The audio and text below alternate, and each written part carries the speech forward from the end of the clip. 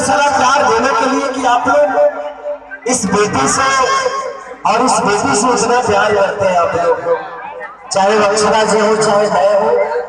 या आपके भोजपुरी का कोई भी कलाकार हो, आपके प्यार के बिना हमेशा वो अधूरा रहता है। आप हैं तो मुझे लगता है कि आज से कुछ दिन पहले, आज से 3 महीने पहले लगातार 3 मंथ तक आपका अपना बेटा, आपका अपना भाषा पूरे ब्रह्मांड में नंबर 1 पे था, जिस गाने का नाम था कि